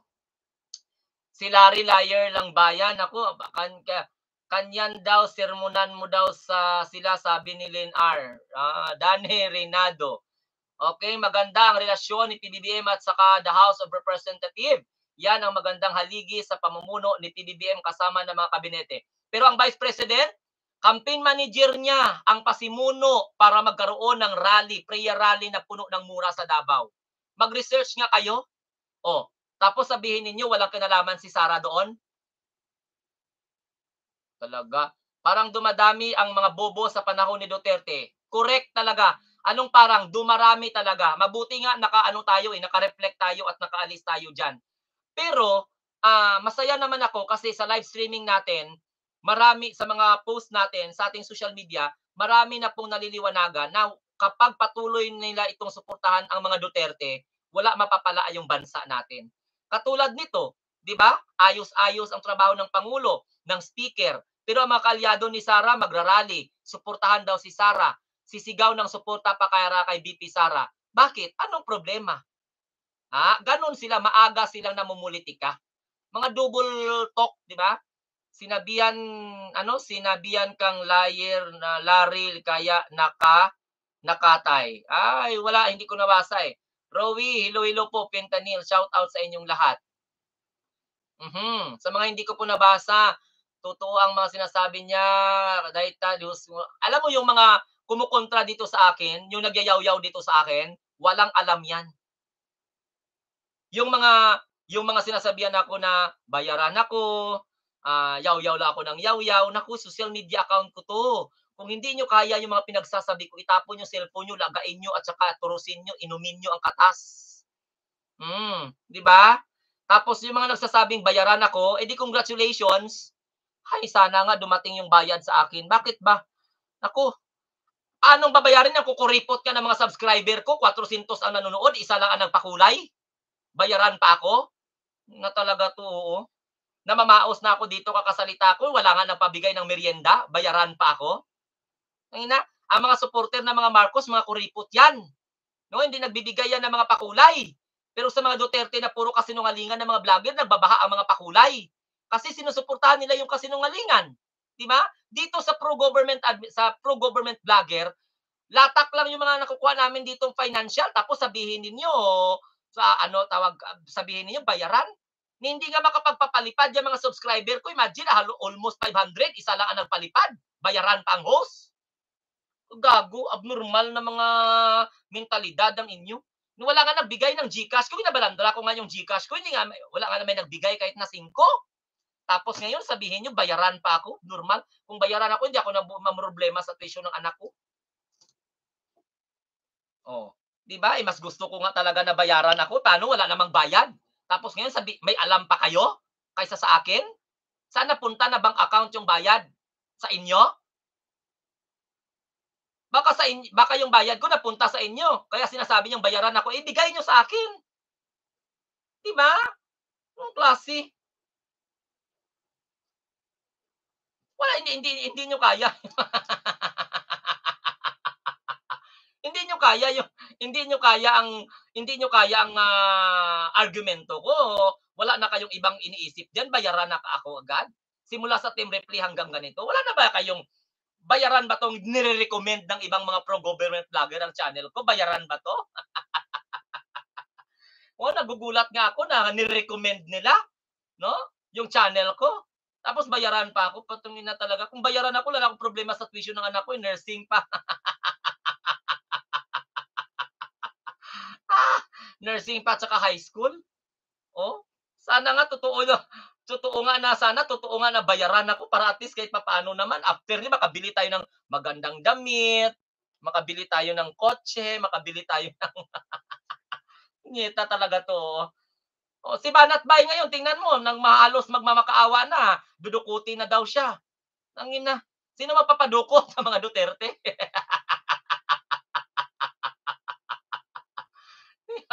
Diba? Hindi nyo kaya the way magba-vlog ako. Di ba? Tingnan mo yung mga kuripot, yung mga Marcos administration supporter. Hindi nga makapagbigay sa 400 niya kung nagbigay sila ng Kung nagbigay lang yan sila ng tag 100 isa-isa, 400 na nanood, isipin mo, may pera na sana ako. Mas gusto ko siguro lahat na lang siguro ng mga required ko siguro lahat ng mga subscriber ko, wag kayo mag-comment kung hindi kayo maghulog sa GCash ko. Wala na sa ranking si BP sa mga kabinete ni PBBM, wala po ang DepEd. Eh, tanggalan na yan kasi wala naman talagang kwenta yan si Sara. Ang DepEd natin ayusin, no? Pero sa panahon na si Sara Duterte, hindi niya maayos yan. Tahimik nga siya sa kinakaharap na kabulastugan ng Department of Education sa panahon ng tatay niya. Milyonaryo ka na, sana totoo bayaran ka. Kaya nga sana kung bayaran ako, di ba sana? Pwede ba mga subscriber? Patunayan ninyo. For example, alam mo sa totoo lang, kayo na mga nanonood sa akin, magbigay kayo bawat live ko. For example, nag-live ako ngayon. Magbigay kayo sa GCash ko ng tag 100 lang bawat isa. Okay, 100 lang bawat isa. Ay naku, ipapakita ko talaga sa taong bayan pang ibili ko. Bili ko ng kotse, bili ko ng ano, lahat. Diba? Puro na lang mga DDS salita. Bayaran, bayaran, bayaran. Okay sana kung hinihintay ko nga yung bayad sa akin. Diba? Hinihintay ko nga, oh. No skip commercial ads. Mas malaki yun. Maraming salamat to the Analisa. Diba? Alam mo yung mga subscriber ko dito, saka sila na magbayad, pagpatay na ako. Saka sila tawag nito, saka sila hanap ng paraan, magbigay ng abuloy sa akin, pagpatay na ako. O, di ba? Ganun naman ang mga Pilipino. Santissima Trinidad, hindi nyo kaya na, bakit ngayon lang ba kayo na real talk? Oh. Kabugok-bugok na mga utak ninyo, di ba? You know what? Sinasabi ko lang dito sa inyo na si Sara Duterte, walang delikadesa, oportunista, sigurista, namamangka sa dalawang bundok, political survival, personal interest, yan ang pinapairal niya. Magagalit kayo sa akin. Eh di ba demokrasya man to?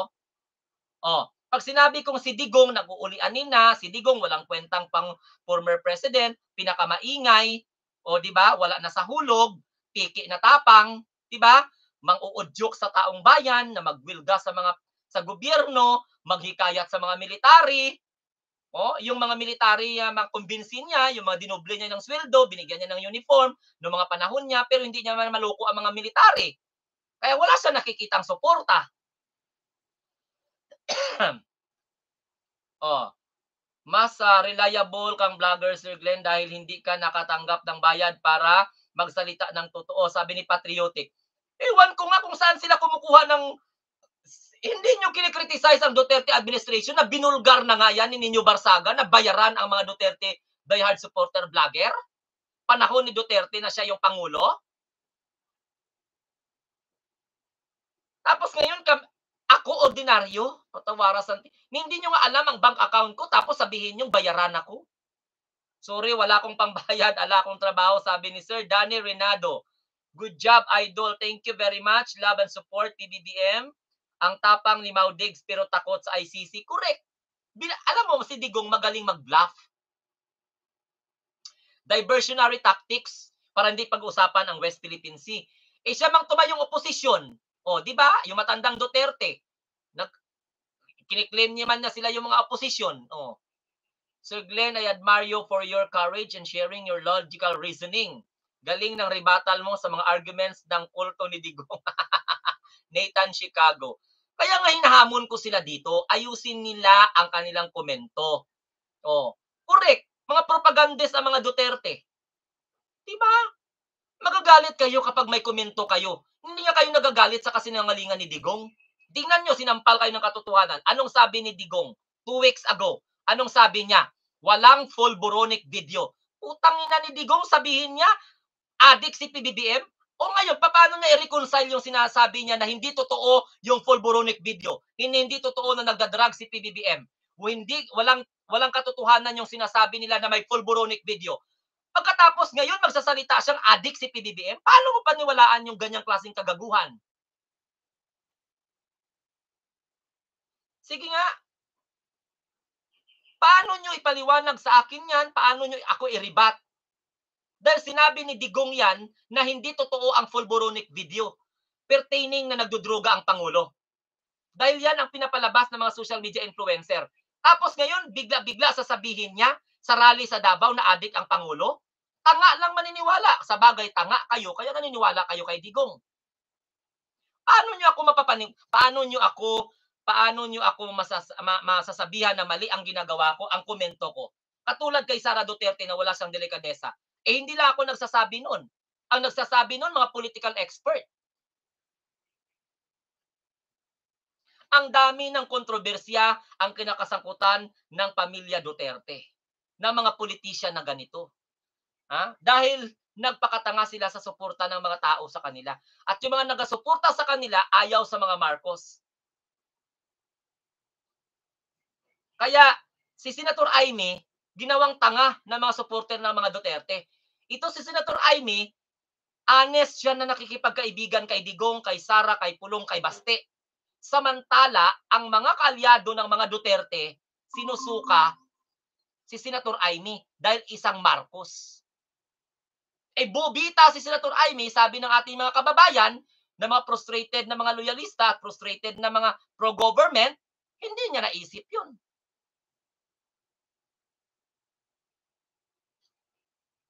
Yung iba nga, kumalas na nga sa iglesia ni Duterte.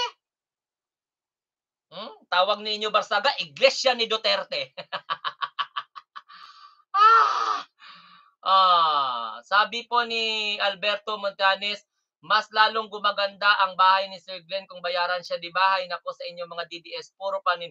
Okay sana kung alam nyo sa totoo lang, hindi talaga ako magagalit kung halimbawa may natanggap ako na, alam mo sa totoo lang, to be honest, sa prangka na istorya, pag mapansin ako for example ng administration at bigyan po ako siguro ng pera, hindi ko tatanggihan. Dahil unang-una, hindi naman ako nag-umpisa sa bayad. Nag-gets niyo yung punto? Maliban lamang kung nag-vlog ako, bago ako nag-vlog, binayaran na ako. Yun ang totoong bayaran. Naintindihan nyo? Pero kung sa kalagitnaan ng vlogging ko, nakikita nila yung sakripisyo ko para ipagtanggol ang gobyerno at may mga tao na nasa sa gobyerno na magbigay ng pera sa akin, sino ako na hindi ko tanggapin? Pero ang foundation ng pagbablog ko para ipagtanggol ang gobyerno, hindi po bayan, kundi puso. Sa kalagitnaan ng aking pagbablog, may nag-offer ng pera sa akin, hindi ko makukonsider bayad yun. Pribilehiyo ko yun. At sino kayo magsabi na mali yun kapag tinanggap ko? Abnormal lang kayo kapag hindi nyo tinanggap. Normal yung utok ko, itanggapin ko, okay sa akin. Hindi kabawasan ang pagkatao ko yan. Dahil unang-una, nag-vlog ako, hindi ako sa unang-una, ang bayaran, ang totoong bayaran ganito. Mr. Elorico, sirain mo sila. Ito ang bayad. 1 million, 2 million, 3 million, 5 million. Magbablog ka. Kahit hindi totoo, sabihin mong totoo. Yan ang totoong bayaran. Ngayon, kung sa punto ko na ito, may mga taga-suporta ng gobyerno, o hindi man taga-gobyerno, mga taga-suporta man ng gobyerno, magsabi, Sir Glenn, akin na yung bank account mo. Bakit? Bigay ko to sa iyo dahil malaki ang ambag mo sa gobyerno, malaki ang pagpapaliwanag mo sa tao. Hindi ko masasabing bayaran ako. Dahil unang-una, nakita nila ang potential ko. Nakita nila ang sinseridad ko. Sino akong ipokritong hindi tanggapin ang bigay sa akin? Huwag na kayong magpakaano-ano kay alam ko yung ipokrito at hindi ipokrito. May isip kayo ng ganon, mga DDS? Kaya bago kayo magsabi na bayaran, ang bayarang vlogger, nag-vlog, bago nag-vlog, may agreement na, may bayad na, may deal na. Naintindihan nyo? Yun ang bayaran. Pero kung sa punto na kalagitnaan ng pagbablog ko at may nagbigay, hindi ko makukonsider bayad yun. Paano? Wala kayong utak katulad ng utak ko. Kaya, sasabihin nyo, bayaran, bayaran, bayaran, bayaran, bayaran. My God, ganito na nga sakripisyo ko. Napuputulan ako ng ilaw, nagabaran out pa, nawalan ako ng internet. Sa sakripisyo ko, wala pang bayad to. Hindi ko inaasa sa gobyerno ang bayad ko sa kuryente. Hindi ko inaasa sa gobyerno ang maintenance ng computer ko dito. Na kung sa bagay, kailangan ko nang ipaayos to, kailangan ko nang bago kung tutuusin lang na computer. Sinasabi pa nga ng mga nanonood dito sa akin na ang dilim-dilim ng resepsyon ng aking pagba-vlog. Pero okay lang, maliwanag naman ang boses ko. You cannot beat me. Kaya nga mainis kayo, mamamatay kayo sa galit 'pag ako yung kalaban niyo sa argumento. Tingnan niyo, pinipersonal ninyo ako. Ang tirada ko sa topic ko hindi personal, partida pa 'yan. Kung bayaran ako, magpe-prepare pa ako ng presentation. Oh, tingnan mo, ito organic 'to, walang script 'to, tuloy-tuloy 'to. Hindi niyo 'to nakikita sa ibang mga vlogger. Yung ibang mga vlogger nangangapa pa ng mga issue nila. Nagfi-fishing pa. Kaya wag ganyan, alam mo, sa totoo lang, ano, yung mga mentalidad niyo, naku Diyos ko, sasakit yung